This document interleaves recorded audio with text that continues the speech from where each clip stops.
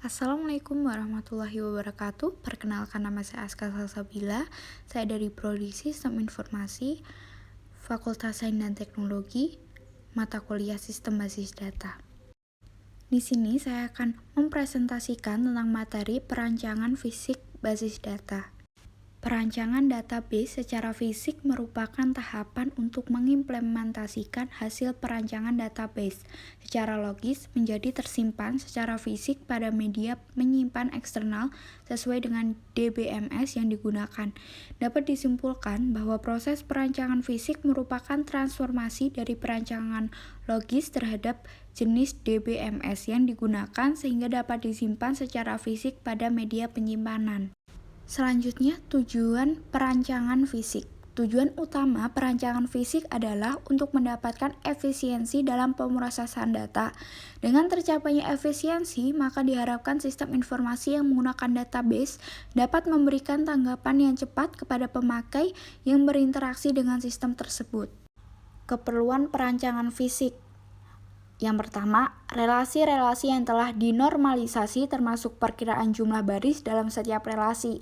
Kedua, definisi untuk setiap atribut yang menyangkut nilai maksimum yang dapat ditangani oleh atribut. Yang ketiga, penjelasan tentang tempat, waktu, dan bahkan frekuensi yang digunakan, dimaksudkan, diubah, dan dihapus.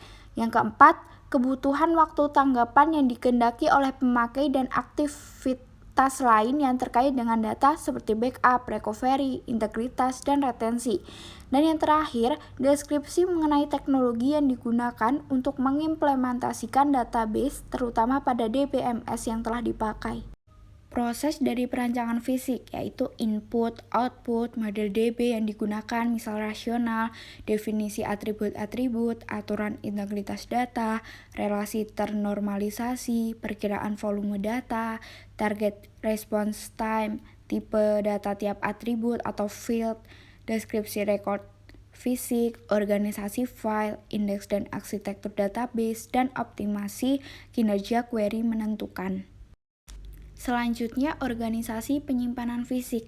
Efisiensi pemrosesan query dan penyimpanan data tergantung pada yang pertama, tipe data masing-masing field, kedua, organisasi file untuk tabel-tabel, yang ketiga, perindeksan organisasi file index, dan yang keempat, pengelompokan record atau clustering.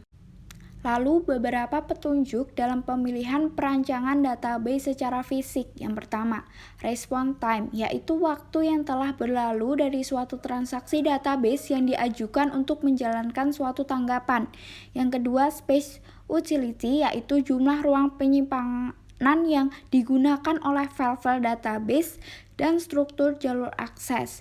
Dan yang ketiga, transaction throughput, yaitu rata-rata jumlah transaksi yang dapat diproses per menit oleh sistem database dan merupakan parameter kritis dari sistem transaksi. Misal, digunakan pada pemesanan tempat di pesawat, bank, dan lain-lain.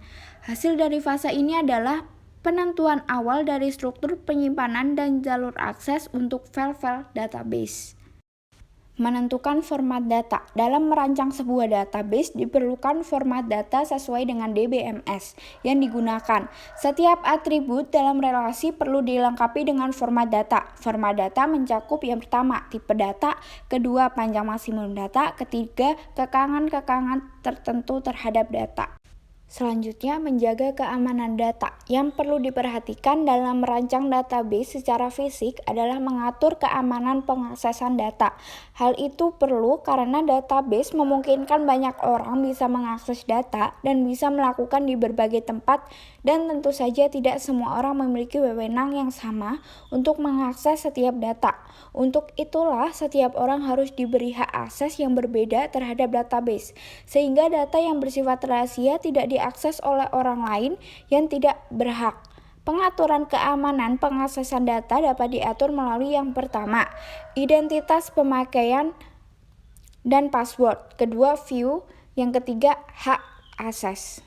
Sekian dari presentasi saya, terima kasih, mohon maaf bila ada kesalahan. Wassalamualaikum warahmatullahi wabarakatuh.